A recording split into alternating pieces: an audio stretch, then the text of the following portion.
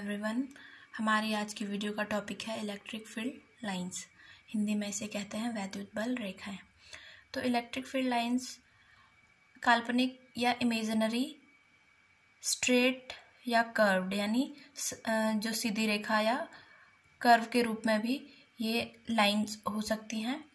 तो ये किसी जो चार्ज होता है कोई, उस पर जो फोर्स वो जब एक्सपीरियंस करता है तो उसका जो पाथ होता है, एक इमेजिनरी पाथ की इलेक्ट्रिक फोर्स कैसे लगा उस चार्ज पे, तो वो जो पाथ होता है जिस भी डायरेक्शन में किसी चार्ज पे इलेक्ट्रिक फोर्स की, तो वही जो इमेजिनरी पाथ होता है वो इलेक्ट्रिक फील्ड लाइंस कहलाती है।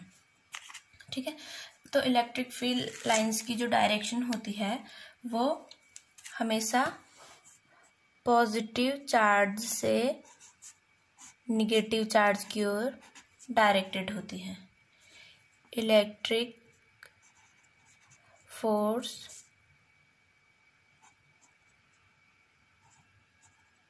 लाइन यह हमेशा पॉजिटिव चार्ज से निगेटिव चार्ज की ओर डायरेक्टेड होती है।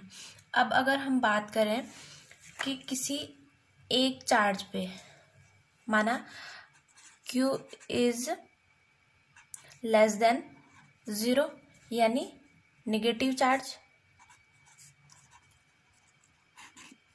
तो इसमें इलेक्ट्रिक फील्ड लाइन कैसे बनेंगी? तो माना हमारे पास नेगेटिव चार्ज है Q, तो अभी यहाँ पे बताया गया कि जो इलेक्ट्रिक फील्ड जो फोर्स लाइन है वो पॉजिटिव चार्ज से निगेटिव चार्ज की ओर आती है। ठीक है, तो यहाँ पे जो लाइंस होंगी वो इसकी तरफ आएंगी, यानी इलेक्ट्रिक फील्ड लाइन पॉजिटिव जो कि स्पेस में होगा, वहां से जो फील्ड लाइंस है वो निगेटिव की तरफ आएंगी। तो निगेटिव चार्ज के लिए ये इनवर्ड डायरेक्टेड होंगी, यानी इलेक्ट्रिक फील्ड लाइंस की जो डायरेक्शन होगी वो -Q की तरफ होंगी। अब नेक्स्ट अगर हम Q जो है वो 0 से बड़ा है, यानी पॉजिटिव चार्ज के लिए देखें, तो यहाँ पे इलेक्ट्रिक फील्ड लाइंस क्या होंगी? पॉजिटिव चार्ज से निकलती हुई दिखाई देंगी, यानी जो फील्ड लाइंस हैं वो यहाँ से आउटवर्ड होंगी, यानी बाहर की ओर फील्ड लाइन जाएंगी। ठीक है, तो इलेक्ट्रिक फील्ड लाइन पॉजिटिव से बाहर की ओर निकलेंगी और निगेटिव से निगेटिव जो चार्ज है उसकी तरफ जाएंगी। तो इनका रिप्रेजेंटेशन ये हो गया माइनस चार्ज का और ये प्लस चार्ज का। यहाँ पे ये है रिप्रेजेंटेशन।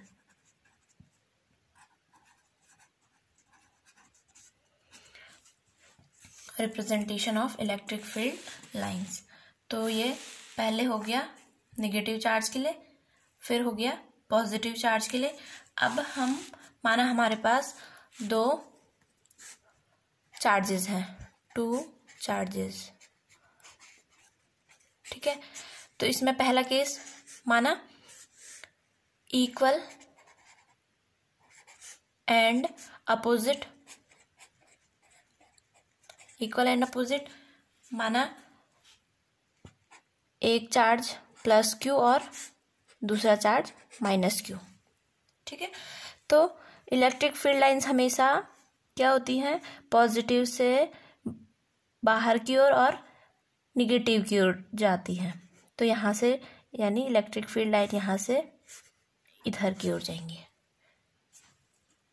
ठीक, और Q की तरफ जाएंगी, यानी ये ऐसे जाएंगी यहाँ से इसकी तरफ, यहाँ से Q की तरफ ऐसे, और यहाँ से बाहर को, यहाँ से अंदर को Q की तरफ इलेक्ट्रिक फील्ड लाइंस आएंगी। ठीक है, नेक्स्ट अगर इक्वल है लेकिन अभी हमने लिए थे अपोजिट और यहाँ पे सेम। ठीक है, माना दोनों पॉजिटिव चार्ज है, दोनों पॉजिटिव चार्ज है, तो इलेक्ट्रिक फील्ड लाइंस जो होंगी यहाँ से भी निकलेगी और यहाँ से भी बाहर की ओर निकलेगी, लेकिन ठीक सेंटर पे जाके, यानी ये क्या है, इक्वल है, तो दोनों की जो लाइन ऑफ फोर्स होंगी, जो फोर्स लगेगा दोनों पे वो इक्वल लगेगा। तो ये ठीक सेंटर पे जाके एक दूसरे से बाहर की ओर रिपेल कर देंगी, ये दोनों एक दूसरे को, यानी यहाँ से ऐसे, यहाँ से निकलेगी, सेंटर तक जाने के बाद रिपेल हो जाएगी, क्योंकि ये दोनों पॉजिटिव चार्ज एक दूसरे को रिपेल करेंगे। ठीक है, तो यहाँ से पॉजिटिव चार्ज से भी ये निकली, सेंटर पे जाके रिपेल हो गई, इस वाले चार्ज से भी निकली और यहाँ पे सेंटर पे के नज़दीक जाके ये रिपेल हो गई। तो इसका मतलब इलेक्ट्रिक फील्ड लाइंस क्या हुई, दोनों चार्जेस से तो निकली लेकिन आपस में मिली नहीं। ठीक है, तो अगर हम यहाँ पे निगेटिव चार्ज के लिए भी करें तो ये फिर भी दोनों सेम होंगी, माइनस माइनस दोनों एक दूसरे को रिपेल करेंगे और सेम इन दोनों निगेटिव जो चार्जेस हैं उनका रिप्रेजेंटेशन भी सेम होगा। अब यहाँ पे ये जो पॉइंट है, यहाँ पे सेंटर पॉइंट, ये माना पी पॉइंट है। ठीक है, तो इस पी पॉइंट को कहते हैं, पी पॉइंट जो है उसको कहते हैं न्यूट्रल पॉइंट, यानी इस जगह पे कोई भी इलेक्ट्रिक फील्ड लाइंस है वहाँ पे कोई भी फील्ड लाइन पास नहीं होगी, यानी वहाँ पे कोई भी फोर्स नहीं लगेगा, क्योंकि वो दोनों एक दूसरे को ठीक सेंटर पे आके एक दूसरे से रिपेल हो गई है। और जो इक्वल एंड सेम चार्जेस में न्यूट्रल पॉइंट हमेशा सेंट्रल पॉइंट पे होता है। Neutral point is always at center, okay, when we have equal and same charges। okay, next अगर हम बात करें सेम बट अनइक्वल,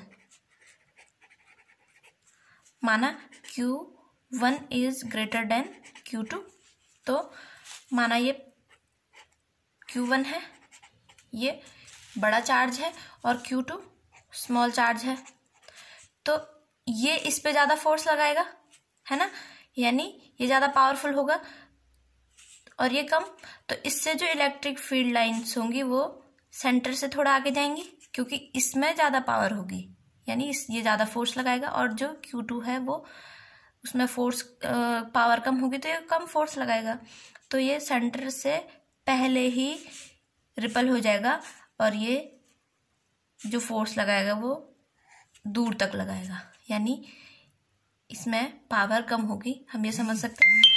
तो सेम इसका रिप्रेजेंटेशन ऐसे हो जाएगा, और यहाँ पे ये बाहर को आ रही है, यहाँ पे जो इनका न्यूट्रल पॉइंट है वो सेंटर पे ना होके Q2 की ओर शिफ्ट हो गया है ना, क्योंकि Q2 क्या है, छोटा चार्ज है, तो न्यूट्रल पॉइंट P जो कि क्या है, न्यूट्रल पॉइंट, वो कहाँ शिफ्ट हो गया, शिफ्ट टुवर्ड्स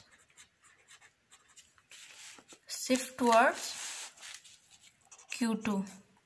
ठीक है, यानी जब चार्ज अनइक्वल हो तो न्यूट्रल पॉइंट सेंटर पे ना होके स्मॉल चार्ज की ओर शिफ्ट हो जाता है। ठीक है, अब इसके बाद है, माना हमारे पास यूनिफॉर्म इलेक्ट्रिक फील्ड है, तो उसमें फील्ड लाइंस को हम कैसे रिप्रेजेंट करते हैं, यूनिफॉर्म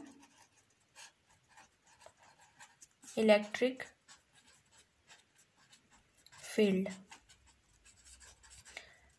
ठीक है, तो इसमें जो चार्जेस, जो लाइंस हैं इलेक्ट्रिक फील्ड लाइंस, उनके बीच में इक्वल डिस्टेंस होते हैं, यानी ये इक्विडिस्टेंट होते हैं, तो ये हो जाता है electric field line, uniform electric field lines. इनके बीच में डिस्टेंस हमेशा इक्वल होगी। ठीक, माना हमारे पास है 2 पॉइंट है ए एंड बी। ठीक है, तो माना इलेक्ट्रिक फील्ड लाइंस ऐसे जा रही हैं, यहाँ पे तो बहुत क्लोज है, लेकिन यहाँ पे आके क्या हो गई हैं, दूर दूर फैल गई हैं।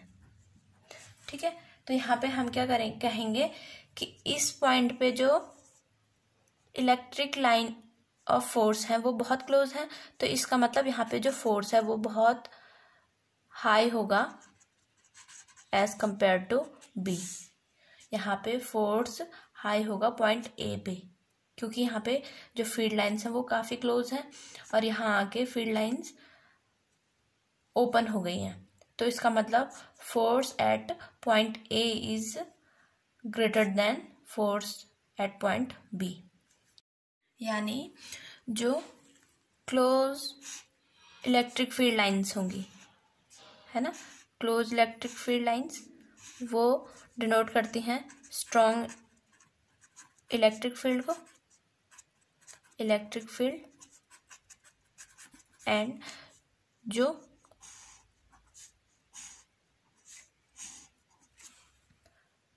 इलेक्ट्रिक फील्ड लाइंस एक दूसरे से डिस्टेंस पे होंगे, काफ़ी डिस्टेंस पे होंगे, तो वो डिनोट करती हैं वीक इलेक्ट्रिक फील्ड को। ठीक है, तो ये हो गया representation of electric field lines. Thank you.